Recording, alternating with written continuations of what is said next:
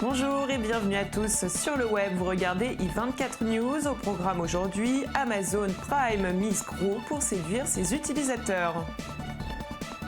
On vous parlera de la Li-Fi, bien plus rapide que la Wi-Fi. On vous présentera Suno, un bracelet connecté destiné aux personnes aveugles. On ira en Californie où la voiture électrique est un véritable succès. Et on terminera avec ces vidéos qui buzzent sur Internet.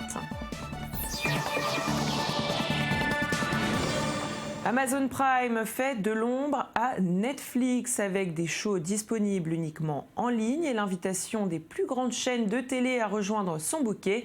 Amazon mise gros pour faire la promotion de son service de vidéo à la demande. Le groupe d'e-commerce n'hésite pas à investir dans des programmes inédits avec des stars de la télévision et pour une exclusivité, elle est même prête à doubler l'offre face à la concurrence. Allez, direction Shanghai où le salut passe désormais par Didi, une application lancée en 2012 qui connecte les chauffeurs aux clients potentiels grâce à la géolocalisation. Aujourd'hui, plus d'1 million de chauffeurs l'utilisent, ce qui valorise cette société à 15 milliards de dollars. Bien implantée dans la région et à la pointe de la technologie, Didi pose un sérieux problème à Uber, la start-up de San Francisco, qui tente pourtant de s'imposer sur le marché depuis 2 ans. Bon courage. YouTube prend désormais en charge les frais de justice auxquels ses utilisateurs peuvent faire face lorsqu'ils sont accusés de violation de droits d'auteur. Avec ce nouveau dispositif, le géant de l'Internet fournira une aide aux usagers visés et qui n'auraient pas les moyens financiers et juridiques suffisants pour faire face à cette accusation. Ce projet est récent et concerne pour le moment 4 dossiers, mais YouTube n'exclut pas d'élargir son dispositif dans les semaines à venir. La société Blue Origin est parvenue, elle, à lancer une fusée à une altitude de 101 km avant de la faire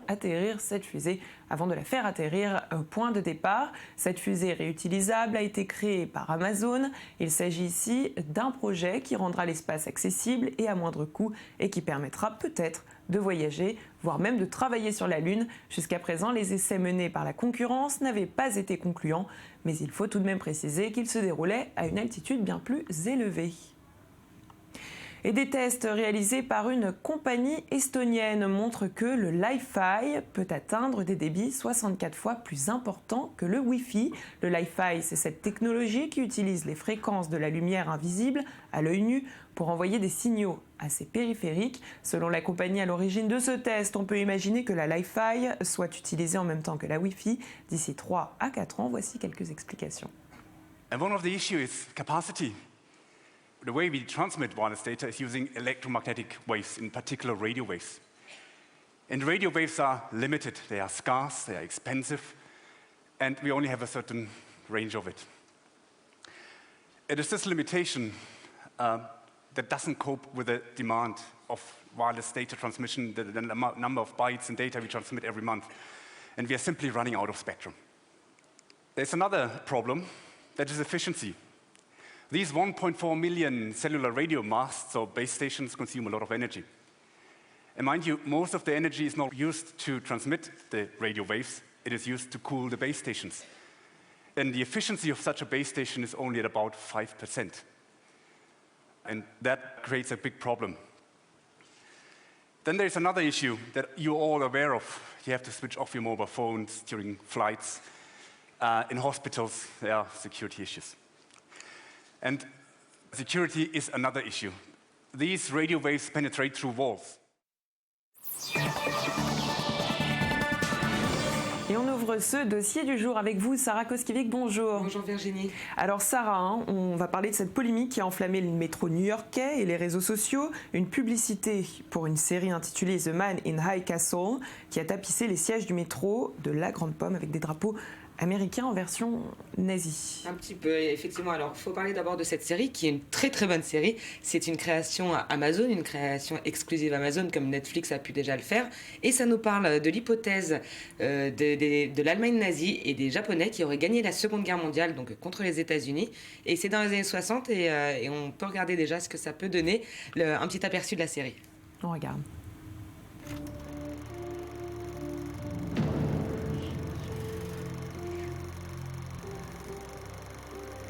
What is this? Newsreel film. It shows us winning the war. We didn't win the war.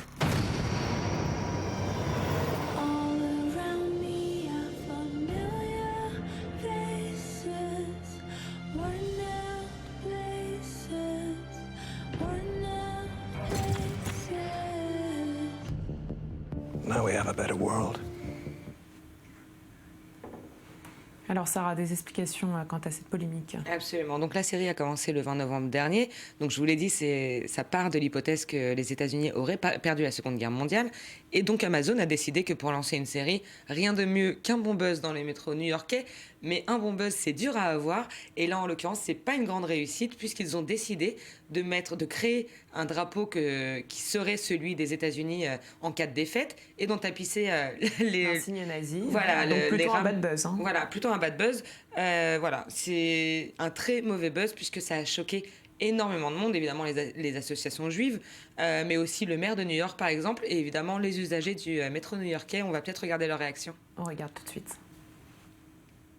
Fondamentalement, je suis mal à l'aise en étant assis sur ces sièges, en sachant ce que ces drapeaux représentent. Je pense qu'ils doivent être retirés. Je pensais que c'était de l'art cool, mais je ne savais pas qu'il avait une association avec Hitler. C'est de mauvais goût. Dans une certaine mesure, cela fait la promotion du racisme. Donc finalement, l'affiche a été retirée. Évidemment, cette campagne devait durer jusqu'au 14 décembre prochain. Face à la réaction à la fois des internautes, mais également des usagers et des associations, Amazon a décidé de retirer cette campagne publicitaire et on peut le comprendre puisque ça ne sert pas ni à la marque ni à la série. En revanche, la question qu'on peut se poser maintenant, c'est l'utilisation des symboles dans le marketing et puis également dans le marketing en ligne, puisque cela va sans dire, il y a eu toute une grosse polémique sur Internet. On avait vu également il y a quelques années, je vous le rappelle, une polémique du même genre avec des vêtements de chez Zara. Voilà, on peut se poser ce genre de questions. En tout cas, les symboles ne perdent pas de leur symbolique de génération en génération, puisque ça a vraiment choqué tout le monde. Et puis, un énorme impact. Et puis voilà, et puis c'est une très mauvaise campagne pour la série, qui une fois encore, je vous le rappelle, est une très très bonne série qui sera toujours diffusée. Qui sera toujours diffusée, qui a le mérite, voilà, d'exister et de proposer une alternative à l'histoire qu'on connaît. Merci Sarah pour toutes ces informations. Merci à vous. Et nous, on continue bien évidemment avec notre rubrique high-tech. Une équipe de chercheurs mexicains de l'Institut Tech de Monterrey a développé un bracelet connecté qui permettra aux personnes aveugles de mieux se repérer. Baptisé Sunu, ce bracelet connecté dédié donc aux aveugles, comme je vous le disais, promet d'optimiser leur déplacement et de détecter tout obstacle imprévu sur leur parcours grâce à des vibrations. Des ondes à haute fréquence sont envoyées lorsqu'un obstacle se trouve sur la route du porteur. Démonstration.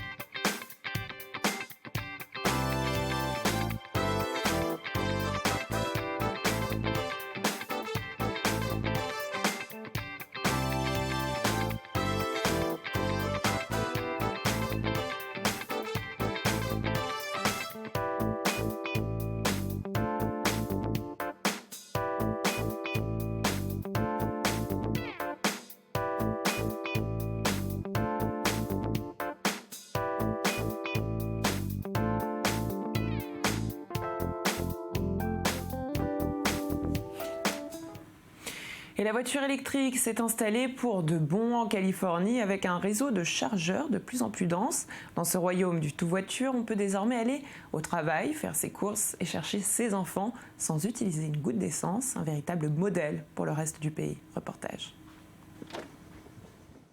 Dans son garage couvert de panneaux solaires, Jason s'apprête à partir au travail. La batterie est pleine, il suffit de la débrancher. Ce consultant informatique fait partie des 150 000 Californiens qui ont adopté la voiture électrique.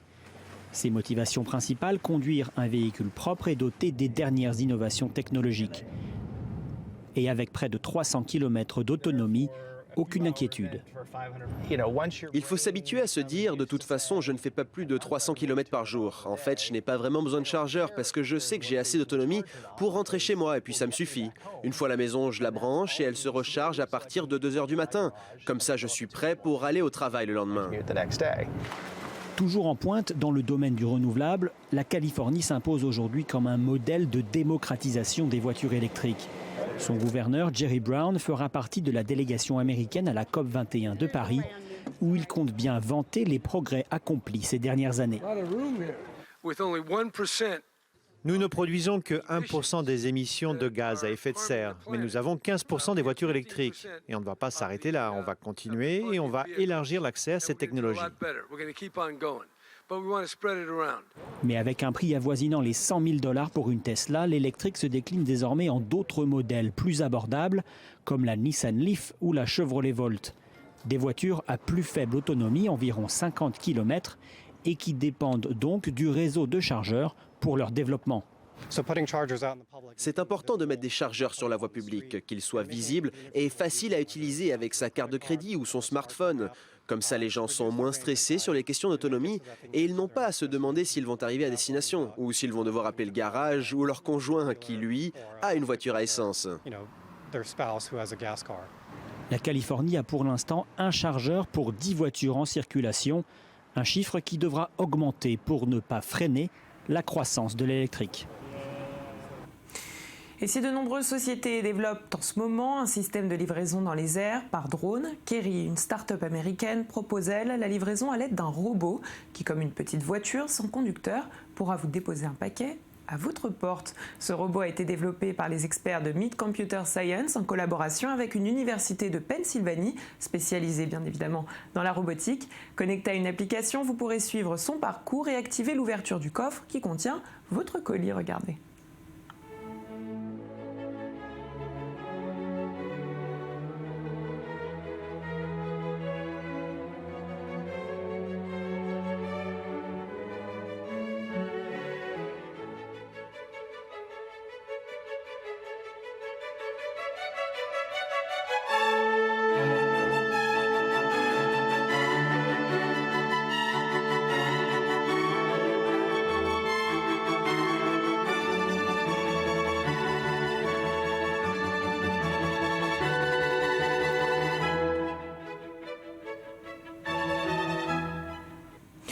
On poursuit avec Sony qui lançait sa PS4 il y a 2 ans, un lancement qui a porté ses fruits puisque la société en a écoulé plus de 30,2 millions d'exemplaires, un nombre qui s'est élevé lors de la 2e année de commercialisation de la console et qui devrait encore augmenter avec les fêtes de fin d'année. Lancée au même moment que la Xbox One de Microsoft, elle a littéralement écrasé sa concurrente qui compte 2 fois moins d'utilisateurs. Allez, pour ceux qui ne connaissent pas encore la PS4, voici une petite vidéo de promotion.